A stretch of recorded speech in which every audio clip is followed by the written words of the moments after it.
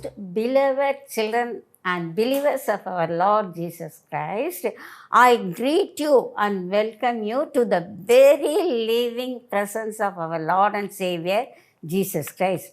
Our Lord Jesus Christ is very much present in our midst during this program of prayer time. Our Lord Jesus Christ is a great prayer warrior. He makes every one of us a great prayer warrior. He listens to our prayer. He answers our prayer. So, based on the prayer, today I want to do a glorious Bible study on gospel based prayer. Gospel shaped prayer. Yes, there are different types of prayer given in the Bible.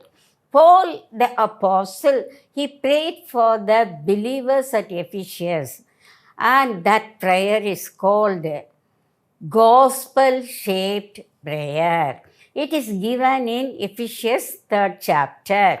Actually, this gospel shaped prayer has three ingredients. They are the pastor, the petition, the praise. Yes. And we know the Bible tells prayer is an act of worship. It is making petition to our Lord Jesus Christ. It is calling upon the name of the Lord in praise and worship. It calls God to be present in our midst during the time of grief, sorrow, tension, and anxiety. Prayer is elevating the soul to God. Yes. Now, can I ask you one question? How many of you will pray for your beloved ones in your area? Yes. Do you pray for your children? Do you pray for your grandchildren, your friends, your neighbors, your relatives, and your church members? The Bible tells that we have to pray for the beloved ones in our family, in our area. Yes. So, we have to call that prayer as gospel shaped prayer. Let us call Apostle Paul to tutor about this prayer, because Paul, when he was in the prison at Rome, when he was chained, he prayed for the believers in Ephesus. Yes, he was arrested for preaching the gospel, and he was in the prison in chains, and he has to face the trial before Caesar. Even then, he wants to pray for the believers. That is why it is known to be gospel shaped prayer. Let me read the posture of the prayer. How he prayed? He knelt down and prayed. He was in the prison, he was in chains, yet he was kneeling down and prayed for the believers. Let me read the verse for you. Actually, it is given in Ephesians 3rd chapter, the 14th verse. For this reason, I bow my knees to the Father of our Lord Jesus Christ, to bow my knees, from whom the whole family in heaven and earth is named. Yes, he was kneeling down and praying.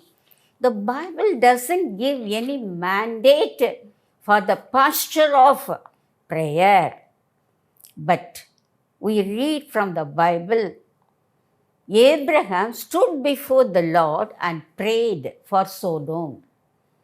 And Solomon, he stood before the new temple at Jerusalem during dedication time and prayed.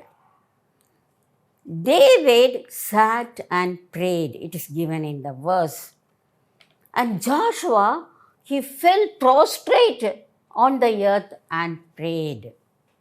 Jesus Christ, at the Garden of Gethsemane, he fell on his face and prayed. And based on these scripture passages, we can conclude that we can pray in any type of posture in prayer. Yes, we can stand and pray, we can sit and pray, we can lie down and pray, we can kneel down and pray. But praying on our knees will increase the effectiveness and intensity of our prayer. When we pray, we have to remember who God is. We know our God is wonderful God. He is marvelous God. He is the creator of heaven and earth. So we have to humble down, kneel down and pray. And He is worthy to receive honor, glory and reverence. When we pray for the believers, at that time, we have to remember our identity. We should know we are in a family. We are in the family of Jesus Christ. We are the beloved children of our Lord Jesus Christ. We are the heir of Almighty God. We are the co-heirs of Jesus Christ. And we are the part of the body of Christ. Body of Christ is a church. So every believer is part of the church. Every believer is a part of the body of Jesus Christ. Yes, so we are prayer warriors. We have to think one thing, that is, if we have talent, we have to use it for the believers around us. If we have love, we have to diffuse for the believers around us. If we have joy, gladness, happiness, we have to share it with all the believers around us. If at all we have a prayerful heart, we have to pray for others only. That is gospel-shaped prayer. The second ingredient is petition. Paul made 4 petitions for the believers in the Ephesians. It is given Ephesians 3rd chapter 16 to 19th verse. 16th verse tells about the first petition. Let me read the verse for you. 3:16. He would grant you, according to the riches of His glory, to be strengthened with might through His Spirit in the inner man. Here, Paul prayed for spiritual strength of God for the believers so that they will be strengthened in the inner man. Inner man is very, very important. Yes, inner man should get the power of our Lord Jesus Christ. Jesus Christ will give the power according to His riches in glory. So we have to pray for the power of Jesus Christ for other believers also. And the second petition, we have to pray for spiritual presence. Paul asked for the indwelling of our Lord Jesus Christ in the heart of the believers. Yes, Jesus should come and dwell in our hearts. He is knocking at the door. We have to open the door of our heart and we have to allow Jesus Christ to come and live in our heart. He should feel fullness in our heart, in every nook and corner of our heart and our life also. Do you allow Jesus Christ to enter into your heart? Suppose He enters into your heart, what does He see? Will He see the joy, the peace, the happiness, the compassion, the loving kindness in our heart? Or will He see the sin, the sarcastic nature, the jealous, or all sorts of filthy things in our heart? So we should be very careful. Jesus would come and dwell our hearts, means it should be clean, it should be pure, it should be holy.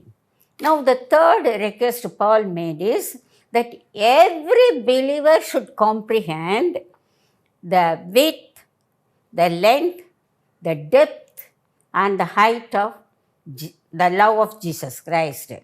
Yes, he should comprehend the love of Jesus Christ.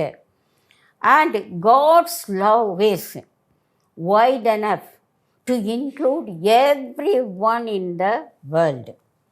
God's love is long enough that will last up to eternity. God's love is deep enough to accommodate any type of sinner. God's love is high enough to take us to heaven. Let me give one illustration about God's love for the people who are sitting in the dark. We know Congo. Congo was once called a city of darkness because we could just see the cannibals at the city of Congo. It is in Africa. And one missionary called George Grenfell, he went there. He saw only the cannibals and people with a superstitious belief. And he saw the human sacrifice. At that time, he gave the word of God to them, the love of Jesus Christ to them, the compassion of Jesus Christ to them. Yes, he eradicated many superstitious beliefs. One belief tells that if a twin is born, these people, they would think that it is a ill woman, at once they will kill the twins. But George eradicated the superstitious belief. For rituals, they will have only human sacrifice. Of course, even he eradicated the cannibals. He brought revival by the love of Jesus Christ. The third ingredient in gospel-shaped prayer is praising God. We have to praise God when we pray for our believers. Yes, here Paul praised God. It's given in 3rd chapter, 21st verse. Let me read the verse for you. To him be glory in church by Christ Jesus to all generations forever and ever. Yes, we have to praise God for the power of God. We have to praise God for the abundance in blessings of God. We have to praise God of his transforming power. He would transform the sinner into a saint. Yes, anyone who is in a confused state, agitated state, Jesus would transform the person into a peaceful person because he is the Prince of Peace. Anyone who is in the depth of sin, he would transform him into a righteous person. He would protect them. He would guide them. He would lead them. So, our Lord should be glorified for his action. He deserves the glory. He receives the glory from the church of God. What is the church of God? Church of God is the body of Jesus Christ. We are the body of Jesus Christ. So, we have to give glory to our Lord Jesus Christ. The church is ordained institution of our Lord Jesus Christ. The church is the holy instrument of our Lord Jesus Christ. We are the members of the church of God. We are there to glorify our Lord Jesus Christ. And God would fill the church with the fullness of Jesus Christ. So what we have to do in the church, first of all, we have to praise God endlessly. We have to praise. All the time we have to praise God. Every second we have to praise God. Then we have to love the church of God, the body of Christ. If we love the church of God, we love our co-believers. And we have to serve in the church of God. At the same time, we have to protect the church of God against the evil nature of Satan. Let me give you 3 practical implications of the gospel shaped prayer of Paul. First, what we have to do, we should get the confidence of our salvation.